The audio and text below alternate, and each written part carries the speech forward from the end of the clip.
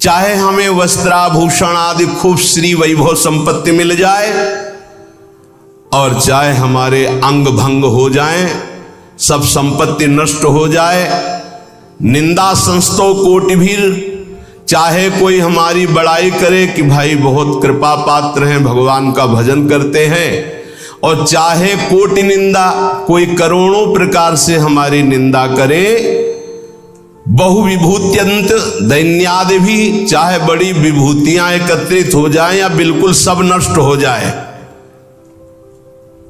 तो भी हम अपने प्रभु की भक्ति छोड़ने वाले नहीं। ऐसा धैर्यवान परमार्थ पे चल सकता है। देखो, विचार करके देखो, अध्यात्म किसे कहते हैं? नाटक को अध्यात्म नहीं कहते, पाखंड दंभ को अध्यात्म नहीं कहते। ये अध्यात्म बड़ो ही कठिन है, भजन ढिग ढरिबो।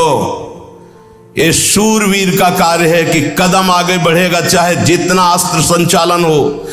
जीवन नेव मृतो यथान विकृतिम प्राप्ता कथनचित क्वचित, जीवित रहूं या मर जाऊं, कदम पीछे नहीं हटेंगे। ये उन बहादुरों का मार्ग है परमार्थ, कायरों का मार्ग नहीं कि काम क्रोध मारा थप्पड़ और फैल के गिर गए, कंठी अलग माला अलग तिलक अलग। ये उनका कार्य नहीं है, उन शूरवीरों का कार्य है। आगे की पंक्ति में जीवन नेव मृतो यथा न विकृतिम, जीवित रहूं या मर जाऊं इसकी कोई परवाह न विकृतिम, अपनी भक्ति में विकृति नहीं आने दूंगा, अपने भगवत मार्ग में मैं कभी कमी नहीं आने दूंगा। नियम लो, ये है भक्ति का स्वरूप। तब अजित भगवान को जीता जाता है। ये खिलवाड़ का मार्ग नहीं है। प्राप्ता कथनचित क्वचित, कोई भी विकार आकर के कहीं भी निपट सकता है। ये है गुरु का चेला, दूसरा कोई नहीं है।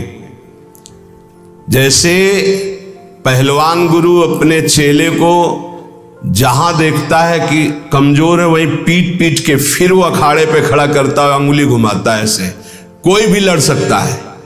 ऐसे ही यहां क्वचित कथनचित, कहीं भी कोई भी मेरे प्राण ले लो, लेकिन मैं भक्ति का मार्ग नहीं छोड़ सकता। चाहे वैभव आवे, चाहे नष्ट हो जाए, चाहे शरीर रहे या नष्ट हो जाए, यश हो या अपयश हो, इसकी कोई परवाह नहीं। जीवन नेव मृतो यथान विकृतिम प्राप्ता कथनचित क्वचित, मरूं या जीऊं इसकी अब कोई परवाह नहीं। ऐसा ही उपासक विजय प्राप्त करता है इस माया पर।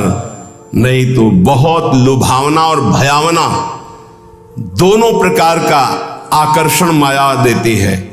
शूरवीर टिकता है, नहीं मृत्यु वरण, लेकिन भगवान को नहीं छोड़ सकता।